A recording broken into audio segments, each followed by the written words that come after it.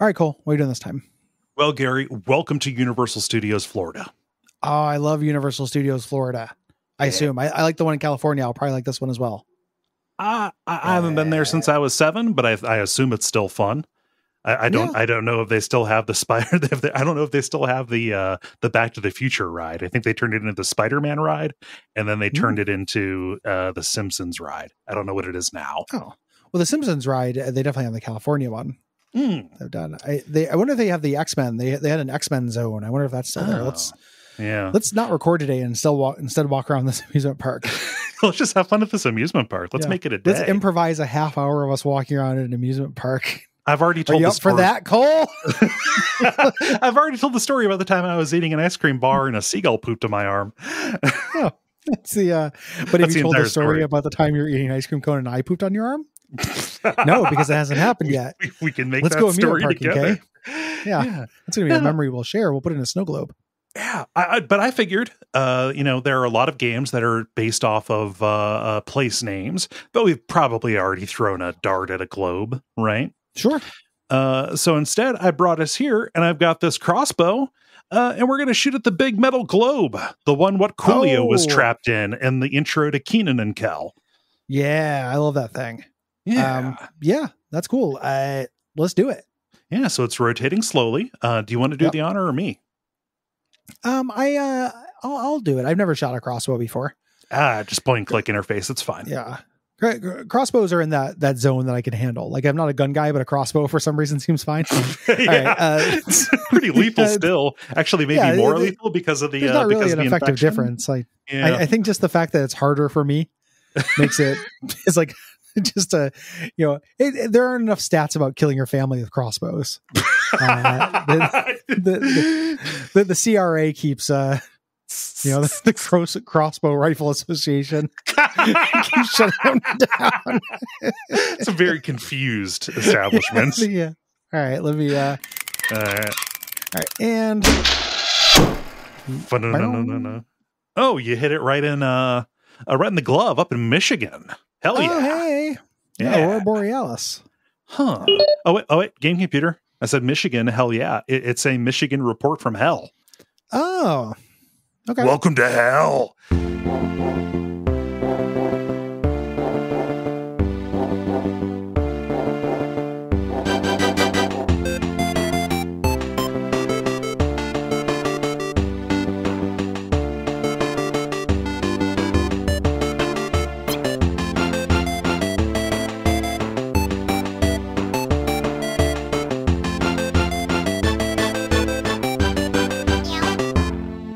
I used to have a picture of me next to the Welcome to Hell sign.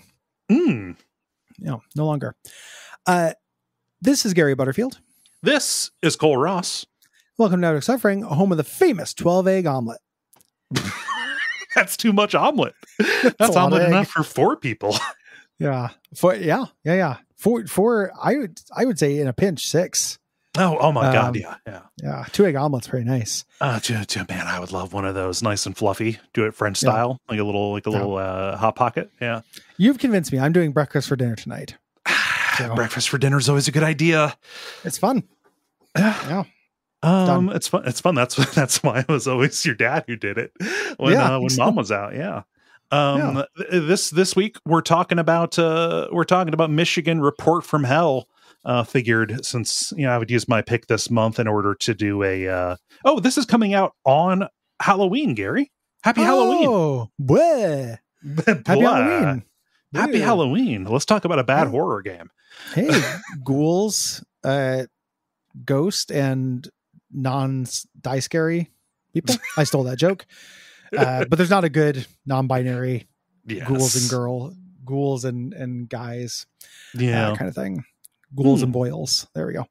Yeah. There should be a better one for them. Yeah. I'm glad that you said this was bad because I was pretty worried. Like, this is a infamously interesting game. Yes. I was really worried you're going to be like, no, this is good. And us doing it here doesn't discount us doing it for WAF. No, I don't want to do this. No, I don't want to do this. I don't care how weird it is. I don't like how this feels. It's really bad. I streamed this. I did a stream of this in its entirety, and it was a miserable experience. You know, when you're goofing on it and you know, sharing it with people and, you know, going around trying to frame cool shots like to make a media product, like that's probably about the best use case scenario for this. Like we talk about this quite a bit with your Mr. Mosquitoes and you know, just a bunch of games that are kind of in the same well of there's an awful lot of goodwill for this, specifically because it is weird and specifically because this is not the kind of game that a large studio would make anymore. Like a lot of this is in the like indie space, right? So, you know, and also like here in America, this never came out here, so that kind of rarity, there's a mystery. I think is there's a little bit of like an exoticism to this. Then there's like, oh, there's terrible voice acting, and you know, there are some like cool spooky moments and stuff in it. Like it's not entirely without spook, but the entire interaction model is fucked. It's a good idea. Yes. You know, the thing is with any of these like actual like interesting and funny but real dog shit, but also like very esoteric games like this, you still have to play it. Well, that's the thing. Like people have a lot of nostalgia for them. They're really only rare in major studio kind of space. Like indie games do stuff like this, but they also tend to like play better. Yes. Like you can get uncanny weird dialogue. There's a very specific flavor of like Japanese game that has this specific kind of like bad voice acting, like Resident Evil 1 style kind of thing, like badly directed voice acting that has an appeal for folks. So I get that. But if you just want the concept, if you're like, oh, this is really cool because you play as a camera and the whole interface is through a camera and stuff, there's probably a cool indie game that does that. Yeah. You know? There is plenty of room for a horror game that is a Michigan Report from Hell like that does this right. Outlast. But kind of. Outlast, kind of, but like the camera is being used as night vision more than it is as like recording. Like you are not being judged on what you are filming in the way that you are here, right? But like Outlast has that as kind of a motif. Outlast 2 does as well, but there's also like Paratopic has a little bit of that in some of its sequences. And like, you know, in a non-horror example, well, yes, non-traditional horror example, there's like Umurangi Generation, right? Which is about still photography, but, you know, has the you're being graded on your output kind of stuff to it. So this is a space that is, you know, you don't have to play Michigan Report from Hell anymore. There's cool stuff that like messes around with this. It's also a thing too where I can understand like, you know, 2005, 2004 when this came out. It just being like wanting to have the kind of bad voice acting and stiff performances and stuff and just kind of wanting that. And the only way to get it being playing the actual game. Yes. Now it's just like if I'm hungry for that, I'm just going to watch some cutscenes on YouTube. It doesn't feel worse to me. It feels 1,000 times better because I'm not watching loading screens because I died, because I'm also playing a bad video game at the same time. Like, no. So I like this is a game that I will play because there are so few ones from this era that are like it. Like they're all kind of treasures a little bit, but I also would never force it on anybody. Wouldn't force it on you. If I'm not going to force Rule of Rose on you, for as amazing as that is, I'm definitely not going to do a Michigan Report from Hell on you. Yeah. So I don't want to play something that's just absolutely plays like dog shit. Yeah. Like kind of just period, you know? Yeah. If going into it just knowing like this is a really badly constructed video game, like it is not fun and frustrating, and that frustration isn't really to a point. It's you know, reach exceeding a grasp, which is definitely what's happening here. Like the concept here that you're the cameraman on this little news crew, and you indirectly interact with stuff. You point the camera at it and you like highlight it. You have to wait for this little highlight thing to come up, and then the people around you kind of Pac-Man. You know, adventure Pac-Man game. 2 it over. Yeah. Pac-Man 2 and check it out. It just doesn't work. Like it doesn't, the things that are interesting, like the level of fidelity in the world, like this would sing on the PS3, it feels like PS4 and up would be too crowded. PS2 is too sparse for this. So like there'll be like a bookshelf or something, and you have to do something to differentiate the bookshelf that you want people to check out, but they all just look like PS2 model bookshelves. Yeah. So you spend a lot of time weirdly in this survival horror game pixel hunting, essentially. Yes. Like trying to find the part of your camera that is interested in a thing and sometimes you don't even know what that thing necessarily is. Mm-hmm. Just like it's an art object on the ground. Yep. So it kind of removes this intention from the game. Like I don't really feel like I'm playing it so much as just pixel hunting for things to get prompts until the story kind of moves on outside of the monster stuff. Mm-hmm. Yeah, the waiting is a huge deal in this as well. There's so much time where, again, you as a passive observer, like, what am I supposed to be filming here as these two characters are arguing, and then wait a beat, and then they decide to move over here and inspect this other thing, and then they talk again. It's like, I'm just kind of sitting here, passive to it as this incredibly slow paced thing is, stretching out in front of me here. Additionally, this is like it's a escort mission kind of thing. Like I'm assuming if you played this, you probably got like maybe to the central building or whatever it is. Yes. Like you didn't get very far. Yeah, I basically stopped. Then I got it. I went on YouTube to like watch some stuff from later. Yeah, when this starts getting rigorous, when you start having actual monsters and stuff, you direct combat by pointing the camera at something you want them to shoot. But there are also times where the thing that you're trying to shoot is too big and it won't stop. So then you have to like guide them to these points of interest, and the AI, just like the general like interface, is not responsive enough for that to feel like anything. That any of the outputs match the inputs. Let's say. Yeah. It handles failure in a very cool way, because in most of the scenarios, if the person that you're escorting dies, you just move on to the next chapter. Like, oh, that person died. There's nothing more to film there. The newscaster that you were taking died, so there's nothing more to film there. So you didn't film, and then you just skip forward to when you find the next person. It's trying to do something with that, like something kind of themey, about what we... like what media tends, like the camera lens, like what does it choose to focus on? Some like Nope stuff, just not very well. Yeah, it's doing you're taking a photo of the starving child, but not feeding her. You're taking a photo and like the vulture's right there. You're more concerned with it's doing something with that. There's some choices you can make as well. Like you press a button to stop playing this section in order to help that person, or you can get, suspense points for filming anything that, violent that happens as it goes, or immoral points is what you get for that. Yes. All this is in addition to, what is it? Perversion points or something? Erotic points. Yeah. Yeah. This is when you film hentai shit. Yes. That happens in it. Like when you do upskirts on reporters, which is just like a verb in this game. Yes. Like it's not, upskirts are not a thing that you have to like an Easter egg, oh, Leon, don't look up there. It's just a thing all the reporters you can do with, and there's an ending for it.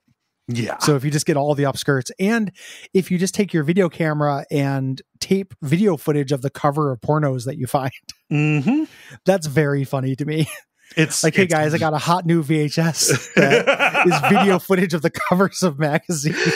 That isn't for titillation. That's like for design course, for like publication design. like here's a marketing class. Porn. Yeah.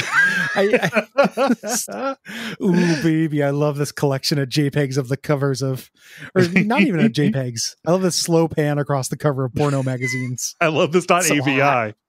Yeah, it's so fucking hot.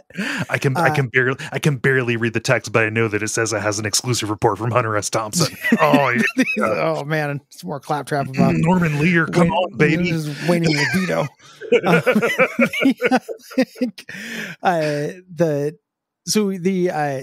This influences the ending so much so that if you just sit down and watch a lot of people get killed, it's revealed that the cameraman is the person who did the umbrella crimes and created the monster outbreak. Spread the virus, and then just went undercover boss as the rookie camera operator. It's just pretty funny. The way that characters in this are uncanny is very B-movie Resident Evil, not Lynchian so much, and they're irritating. Yes. The main guy who you hang out with, Briscoe. What is that guy? Briscoe. They're all named after wrestlers for some reason. Briscoe's got to go. Briscoe's got to go. Briscoe sounds for all the world exactly like Dave Rubin. Yes. Yeah, that's a good pull. It's awful. It's uncanny. It's terrible. Yeah. I don't like listening to that voice. No good. Yeah. the premise of this game is very funny. Like a deep fog rolled in, so much so that they evacuate Chicago. Like not like a small town. Like they evacuate Chicago. Which nebulously defined Chicago. Yeah. Like, you mean that like 50-mile radius? Yes. and this entire like, city state got evacuated because of fog. Very funny. Everybody, when they talk about this, it's called Michigan, but it takes place in Chicago. It's on Lake Michigan, but there is a Hell Michigan. It's just there is a Hell Michigan. This is not it.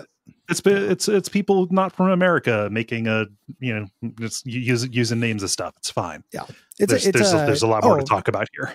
Yeah, this game. I thought you were talking about Hell Michigan. I don't know how that was named. That's a postage stamp. Like it's barely a town. Yeah. So, and it's fine to set something in the Midwest like this and just kind of set it around here. That's fine. I want more games set in the Midwest. That's not the problem with this. Yeah. That's got nothing to do with the problem with this. I don't want to get on. We covered it a little bit, but on that like kind of pseudo soapbox of the like, good because it's weird, but really awful to play. Things. I still think for me, like in that sphere, Killer 7, it does the most to justify itself. Yes. And is the most fun to play for me. Then probably followed by Deadly Premonition, which is fun at points. But I would love to not have to just have those all be qualifiers like that. That's the thing. Yeah, it's rough. Also, like this game gets Suda heat. Like his name is associated with it. He really didn't have anything to do with this. No, like it's just Grasshopper manufacturer. Planned by. Yeah, planned by. Like, well, what if there's a game where you could, take videos up skirts? Yes. Yeah. These guys, Grasshopper. These guys. Yeah, this game is it's not very good. I can see where you might have expected that I would come in trying to cape for this, but I was struggling to come up with something to do. And I remember us talking about Michigan Report from Hell a long time ago, and I was like, we're never going to do a waff about that. Let's just bring it here. No, it feels a lot like. I wasn't specifically expecting you to. I just know that this game has a lot of fans. Like people don't talk about it, or when they do talk about it, it's usually pretty positive.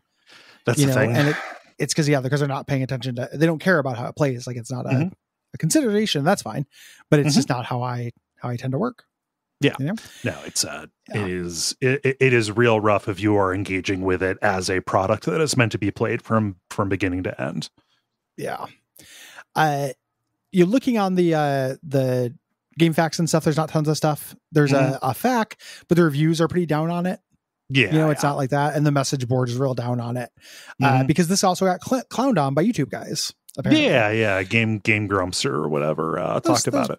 Cranky gamers got mad about it. Yeah. So folks are, God, I didn't click on this one to tell the truth. What's the truth here? Oh, well, tell us the truth. I just came in here because I needed a place to poop. Okay, cool. Oh, on the message board? Yeah. Oh, 10 monkey. Don't poop on the message board. Please don't. There's nowhere for it to go. I don't know how that works. There ain't no pipes under the message board. That don't go nowhere. Yeah, the pipes ain't going to go nowhere. Yeah.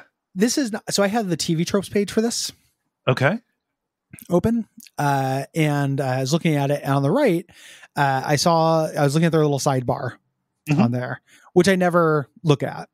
Right. But this time I decided to click on Echo Chamber, created for tropers by tropers. I have always avoided that because I figured it would make me mad.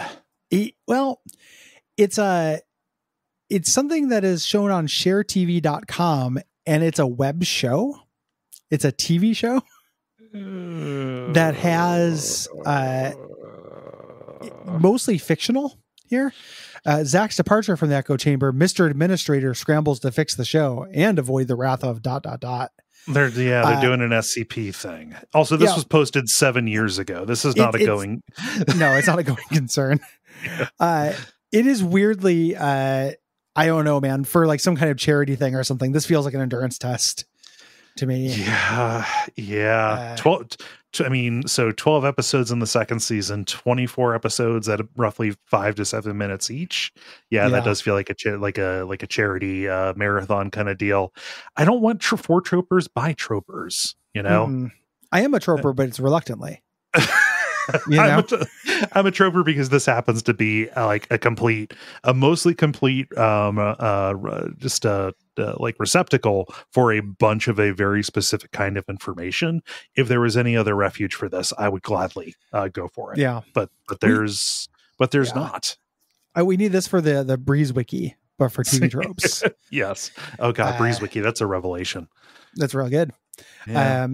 We do a lot of wiki diving on the network, and they made a website that fixes fandom, which Scott Benson on Twitter was like a website that's evolved defenses against being read. It's so good.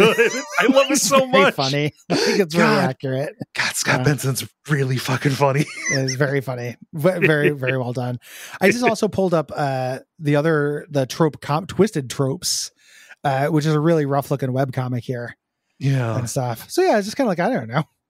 TV Tropes has a bunch of side concerns, and it's one of those things where like we vacillate back and forth on like how much of a force, what kind of force TV Tropes is, back when they used to have like the fetish fuel and this troper kind of stuff like that, like we were kind of a bit more down on it. I think we were pretty positive on it recently, but I saw something pretty ghastly recently. Reconnected with a friend I knew from when I was attending classes, the community college here in high school. Reconnected with her, and she's trying to get published. She's an author. And, she occasionally just shares stuff on Facebook, like, from her blog. And apparently it's a thing, like specifically in YA marketing for just like for the ad for a particular book, just like show the cover, have like a little bit of art, but all the text is just a list of the tropes that you will find in it. Like, here's it's got a damsel, there's a creepy castle, like just kind of like listing out all of the ingredients in this as a way to like make your case for why. I mean, not on the cover, but like just like in marketing, trying to gotcha. To distribute there. Yeah, like a little flyer or something. Yes. Yeah. Like adding the tags to it. That's fascinating. That is like, bleak. I find that very bleak. I'm trying to self-recognize how much of it's my old manicules. That's making me feel like that's so bleak. This kind of like databaseification, of art, because like there have always been like tags, right? Like you can go on IMDb and be like, I want to see, feet, give me feet. Just turning into the honeycomb gremlin, but for feet. Me want feet. Shoes and socks, these are the things I crave. But you can go on there and look for tags, and then incorporating that in the marketing. Like there are things I like cults, right? Yeah. But the idea of like seeing a book and it just me not being able to intuit from the synopsis or the title or the art, that I'm just seeing presented as a list feels very naked and artless. Yeah. To me, in a way that just feels bad. But again, I don't know if that's just me being just an aging foot fetishist. I don't like feet. I'm just this is the first fetish that popped up in my head. That was just a very funny phrase to say. No home for aging foot fetishists. I found the image. I'm not going to send it to you. I'm not going to name the author because I do not know if they are bad. That might be good. We don't want to send. We don't want to send anything here, but just the cover of the book, and then around it is the text: dark-haired love interest, haunting lyrical writing, only one bed. Looks like he will kill you, would kill you, is actually a cinnamon roll, gothic fairy tale, wicked fairies, too small bed, fairy romance, true love, dark romance. Too small bed. Only one bed, too small bed. Yeah, I get. I'm going to ask my fiance about this because my fiance is Tumblr, knows more about Tumblr than I do. Like grew up on it and stuff. So I bet you she knows about this stuff. Yes, probably a little bit more tuned into like YA fandom stuff. Possibly, maybe. Yeah. Like she's not necessarily like specifically into YA stuff, but like there's a big overlap. Yeah. I guess I say that just because that is such a preponderance of stuff on there that, like, not that you would be into it, but just like you can't just spend a lot of time on there without being exposed to that. Well, here's also a thing, and I don't know if this is a popular opinion, but I think that the backlash against YA shit's kind of dumb. Like, I don't care what people read. What's frustrating to me about it is that the same people who I see on Twitter who are like, who go in for those threads like, God, read a book for adults, YA fiction sucks, are all the people who are losing their minds over all these animated shows ending. Mm-hmm. And like, I don't know, man, it's an inconsistent high ground to be like, oh, you only read YA fiction, tell me you only read YA fiction without telling me your YA fiction, lol. Yeah. And then be like, I can't believe Craig of the Creek got canceled. It doesn't feel that different qualitative to me. It ends up feeling a little hypocritical. Right. Yeah. I mean, like, I get being upset about that from like a labor issue, point of view. Oh, shit, yeah, absolutely. Like, or you just like cartoons, and that's fine too. Uh-huh. Yeah. It's just I'm very sensitive to like, my trash is fine, your trash is dumb. Oh, absolutely. I think that's a shitty thing to think. Well, yeah, it's also like, anybody who looks down on genre fiction, I don't care what people read. what makes me like kind of engage with specifically like YA stuff online as a as a thing of derision is the fact that whole community is just like a fucking Shark Tank of the most petty people imaginable. Yeah. That stuff sucks. Like, obviously, it just to me it doesn't have anything to do with the books that are that's fine. No. Yeah, whatever. Yeah. You get invested in what you get invested in. Most of what I read is fucking manga. So most of what I read is comics and source books. Yeah. I read other stuff as well, but like, I don't know. Life's too short. Like, I don't give a shit what people do. Yeah. In a real way. Like it's a funny thing. Like this is turning into one of those episodes that I'm covering, but like, that's fine. It's a discussion episode. It's a funny thing because like, I will have a contempt for a thing. Like we were talking about this kind of pseudo weird but plays bad game thing. Like I don't like it, but I don't. If somebody's like, that's my thing, I don't give a shit. Why would I care? Go with God. Just don't make me play it. Yeah, I just don't want to. I don't have to think it's good, but that doesn't affect you. It's not for me. Yeah. I do stuff that's not for you. It's fine. Yeah, it's good actually.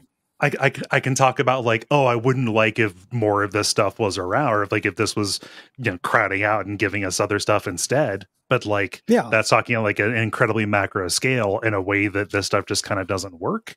Yeah. Like the pie only gets bigger. It should be impossible to take personally. Yes. But we know how that works. We totally, unfortunately, know how that works.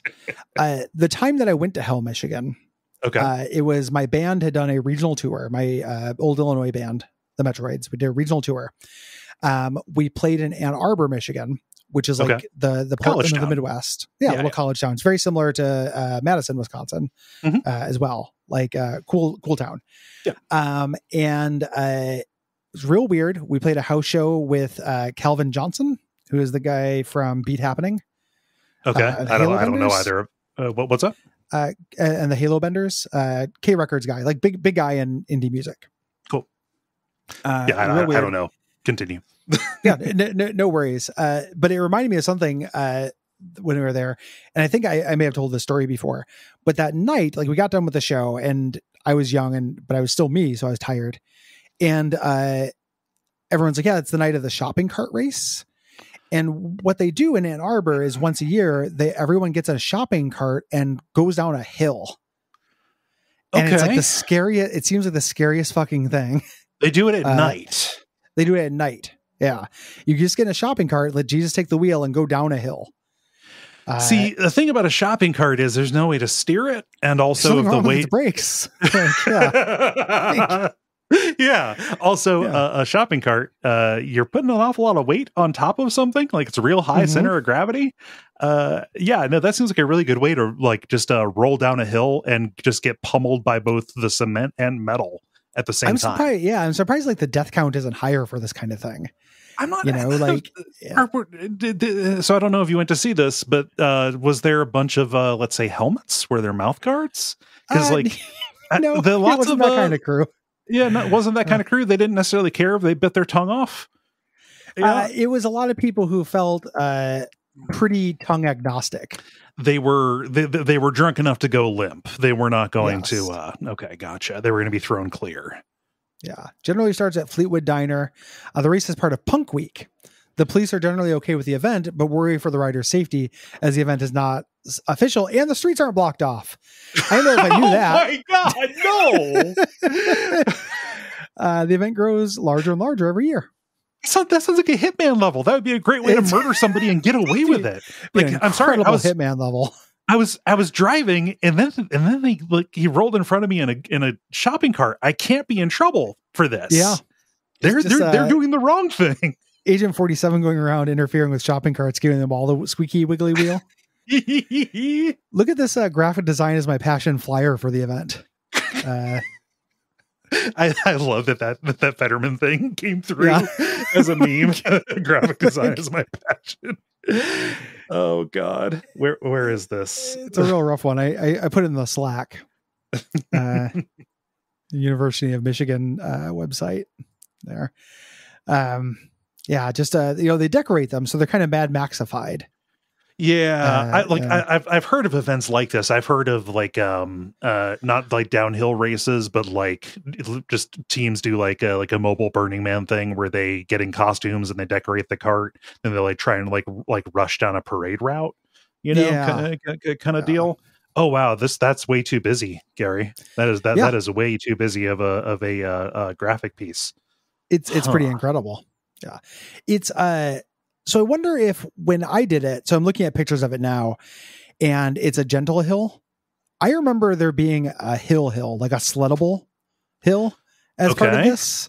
But maybe they moved it, or maybe I was just with a bunch of dirtbag 20-year-old band people and they were doing some unofficial side races. Like I was in the Fast and the Furious of this shit. Yeah, they took you by default to the double black diamonds kart racing course. Yeah. They just absolutely surrounded and fucked by nitro burning funny cars. That were the off track nitro burning funny car invitationals that I got jackfished into. Yeah, no, that other side, they were fucking with the Shriners, you know. Yeah, it's not intimidating at all. Funny carts. Oh my gosh. Then we stopped in hell on the way because it was just like, hey, hell, Michigan. Of course, that's that's their industry. If only they had a way to charge for photographs next to that sign. Yeah, and we, like my little point and click fun saver or whatever I had in the early 2000s. Yeah. Yep. No, Michigan's weird. Here in Ohio, there's the inescapable rivalry kind of thing. Was there an interstate rivalry kind of deal where you grew up? Like what do people in Chicago hate? Oh, I don't know. I just it's possible that there's an answer for that, but like I wasn't involved in it. I don't know if we had a rivalry. Yeah, with a state. I'll tell you how ridiculous this is. Was driving down a state route to get to Columbus, pass through like a pocket of like rich houses out in the country, like basically estates or whatever. But they're, people who have big houses can still be tacky. They had a Halloween display. Those 12-foot tall skeletons you can buy. Yeah. Taking the world by storm. Good meme skeletons, right? Yeah. One of the all over Portland. Yeah, those themselves, cool. Like I like a gigantic skeleton. This display, though, they had 2 gigantic skeletons that were done up in Ohio State jerseys, and each of them was posed so that together they were holding a smaller skeleton wearing a Michigan State or a Michigan UM, whatever our rival is. No, there are 2. Holding the blue and gold, holding a smaller skeleton upside down, wearing the opposing team's jersey as like their display. This effigy that they have put up. When you said a smaller skeleton, at first I thought it was like their baby. And it was like, what happens if there was a problem and we have to raise a baby who's a fan of the wrong sports and also we're skeletons? Like as an indie tabletop RPG. Just a one GM-less game. We ask questions to search to find the best story. Yeah. That's No, it was substantially more. They were holding him upside down like they were bullying him. But that's how intense it gets here. Michigan is from my point of view, it's a narcissism of minor differences thing. Both states. It's very difficult for me to think of the scenario like what those big skeletons could be doing that I wouldn't like. But yeah, that sucks. Like sports jingoism's up there. Like that sucks. Yep. Like it wasn't going to be like Uncle Sam kicking the Ayatollah skeleton in the butt or something.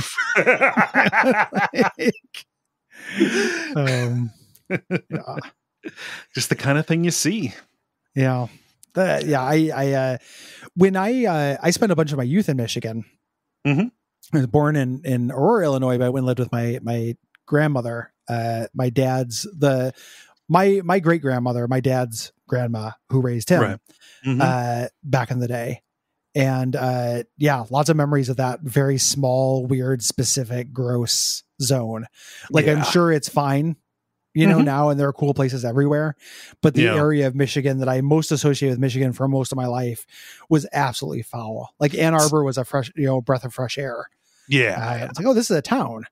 Like this is a place with people and stores and stuff. And the part of Michigan I remember living in was real gumo.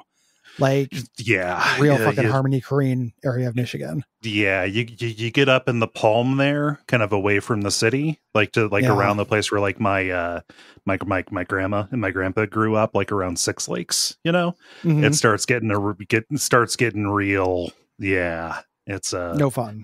It's not quite the holler, but it's it's not exactly built up.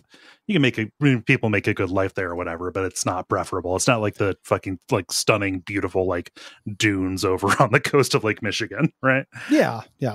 There's good places in every state. Of course, there are no bad states. That's kind of a 201 lesson, but like you learn it as you get older. Like I could even in like the worst states, like you put me in Florida, I bet you I could find cool people somewhere. Yeah, it'd be hard, but I bet you I could. They're always enclaves, right? Or and if there's the Keys, hang out with a bunch of retahirees. Yeah, and if you don't find an enclave, you end up, you can find like a place that's not around a bunch of people, like Michigan. Yeah. Either on the coast there, like just fucking around with those lighthouses, or just like build a place in the Upper Peninsula. How great would that be? Just not being around anybody. Yeah, you can find solitude in most states. Yes, you can. And that as an absolute last case scenario. Like you get assigned to the state lottery, and it's not the state lottery we have now. It's the lottery that determines which state you live in. It's part of a brave new like electoral college fuck. That's kind of the way it works. Yeah, you kind of play a lottery based on where you're born. Yeah, that's true. And then just like I think Florida is probably the worst one I can think of. Like Florida would be really hard. I could still make it work. Yeah. Air conditioned bunker at the absolute worst. That's the thing. Air conditioning kind of evens a bunch of stuff out. Yeah. Otherwise be fucked. Yeah. Texas would be hard too, but Austin was cool. Mm-hmm. So there's good places. Yeah. Usually they're on colleges. Yeah. Colleges are good. Oh boy. Any other Michigan thoughts we got? Or no, I got thoughts? I don't have anything there. The only thing that I kind of had, I've been doing more guitar playing recently, and then taking up a project where I've been. This is going to be short. Taking a project where I'm just kind of taking cheap guitars that I already had and trying to like upgrade them, make them better. But like if you think that building a custom PC is ridiculous with product names and like aesthetics and stuff, anything related to guitar culture or guitar tech culture is the most embarrassing thing in the world. Let me just graphics card style. Let me just name this product that I'm going to have to buy from a specialty retailer online. Okay. This product is named. You get it in a 1 ounce bottle with a little dropper. It's called Lizard Spit Slick Nuts Nut Slot Lubricant. And the nuts in Slick Nuts, that's spelled with a Z. Okay. Lizard Spit Slick Nuts Nut Slot Lubricant. Oh boy. Nut slot. That's rough stuff. Walking into an establishment. Excuse me, sir. Do you have any Lizard Spit Slick Nuts Nut Slot lubricants? Why, yes, sir. right this way. Right this way. He pulls it out on a silver tray, like a butler in a tuxedo comes out. Yeah. Presents it to you like Grey Poupon in a commercial. Well, yeah, I know. Just it's a normal business, and this is kept in a little case. The second he opens opens the top of it, it's like he opens up like a Michelob Ultra. Mm-hmm. Just immediately, we're in a commercial. The entire locale changes. Suddenly, we're in a head shop when you open up the box that contains the lizard spit, slick nuts, shadow out of space, like just waves of it transform like synchronic. Like you look over and there's a freestanding bong, and then it's like, oh no, so many butterfly knives. Is that what I do? Yeah, that is great. Yeah. So that's all that I had. My dessert is that in band practice last night, we do this a lot. We were making fun of bands, and we were making fun of the cherry popping daddies.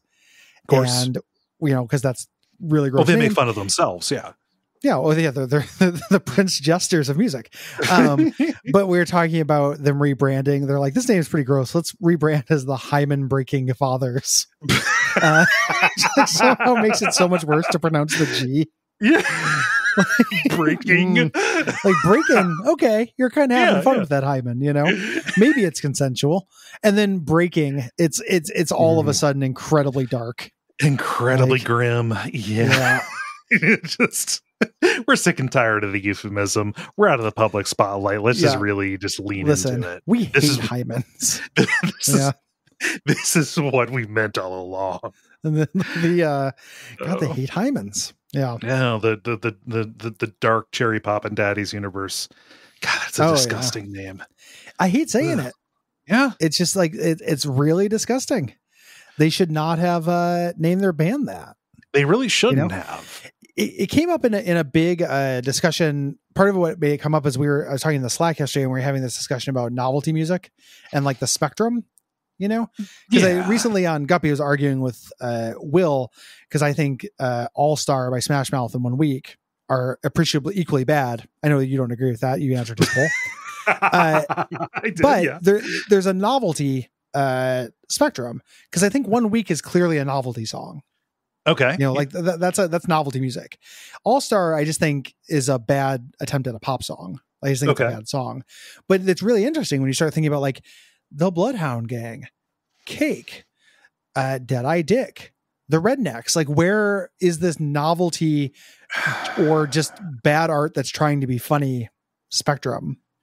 I really don't know, because that almost like gets diagonally into a discussion about what is punk or not. Yeah. Like it's not the exact same conversation, but it's really adjacent to it. And I do not feel like I have like the knowledge or credibility, right? Like, I don't know that I could like just walk in with my square ass and give you like a grounded and well-informed opinion about where the butthole surfers should fit on this. Right. Yeah. It's a very easy thing. I'm an anti hot dog sandwiching, like I don't like classification for its own sake, really personally. But this is the kind of thing that really lends to me just be like, I don't fucking care. They're the butthole surfers. Get out of here. Like, I don't know. Away with you. Well, I mean, this is actually germane to the off me.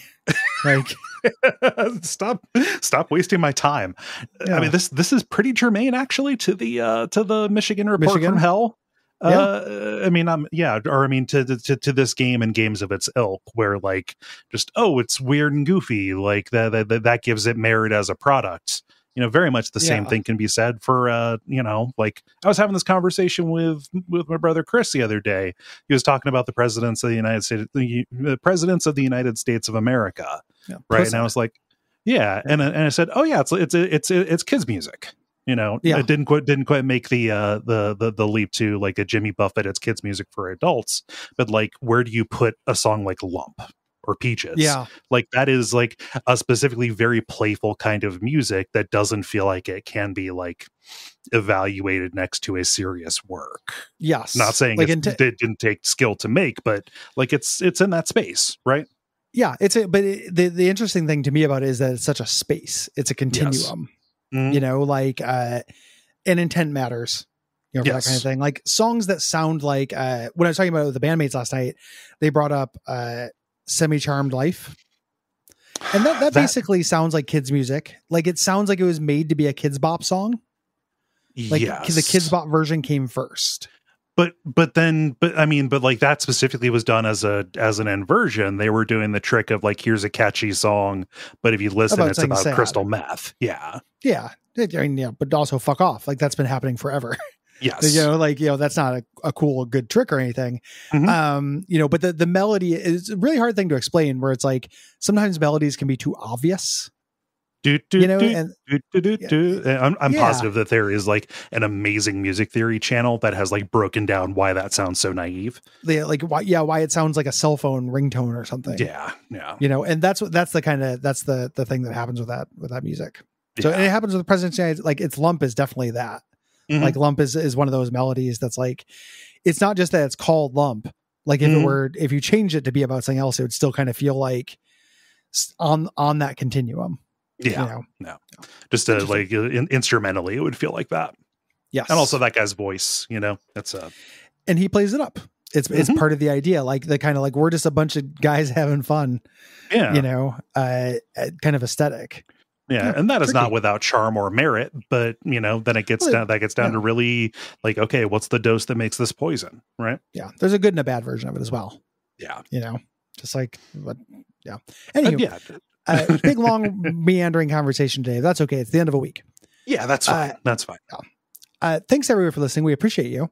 Mm-hmm. If you like the show, go to patreon.com/Duckfeed.tv.